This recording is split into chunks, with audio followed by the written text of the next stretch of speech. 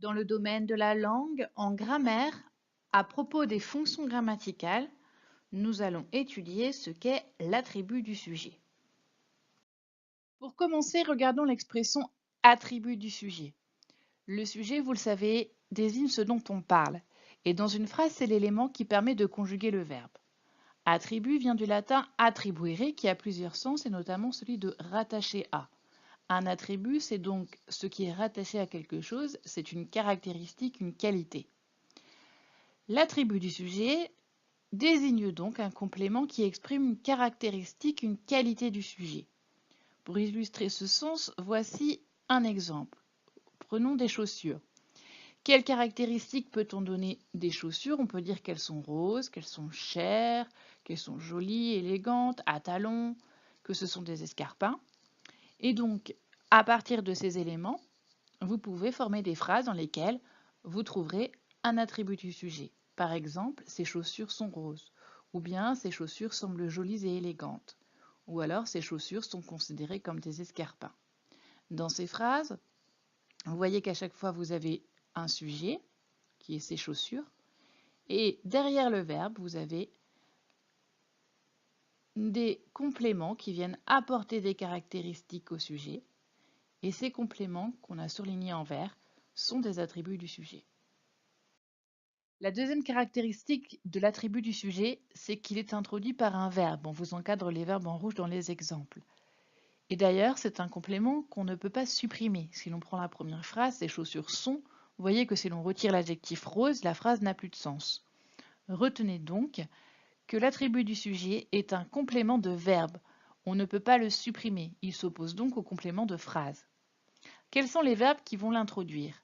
Alors vous reconnaissez là le verbe être ou le verbe sembler par exemple. On dit que ce sont des verbes d'état ou des verbes attributifs. Souvenez-vous, il s'agit de verbes qui expriment une manière d'être et non pas une action. Ils s'opposent au verbe d'action. L'attribut est introduit par un verbe d'état.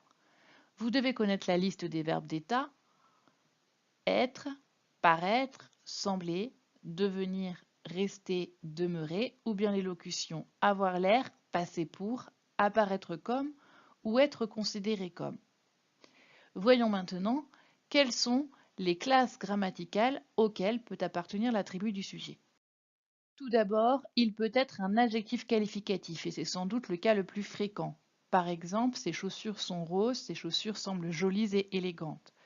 Alors, n'oubliez pas, l'adjectif peut être modifié par un adverbe et donc on pourrait avoir aussi ces chaussures semblent très jolies ou les plus jolies, etc. Deuxième possibilité, l'attribut peut être un nom ou un groupe nominal. Ces chaussures sont considérées comme des escarpins, ces chaussures sont des Richelieu. Donc, vous voyez, deux exemples de noms. Troisième possibilité, ce peut être un groupe prépositionnel. Ces chaussures paraissent en cuir, ces chaussures sont à talons. Pour rappel, un groupe prépositionnel, c'est un groupe qui commence par une préposition. À, dans, par, pour, envers, avec, de, sans, sous, sur, chez sont des prépositions. Quatrième possibilité, l'attribut peut être un pronom, notamment un pronom possessif ou démonstratif. Par exemple, ces chaussures sont les tiennes. Autre possibilité, ce peut être un verbe à l'infinitif précédé de de.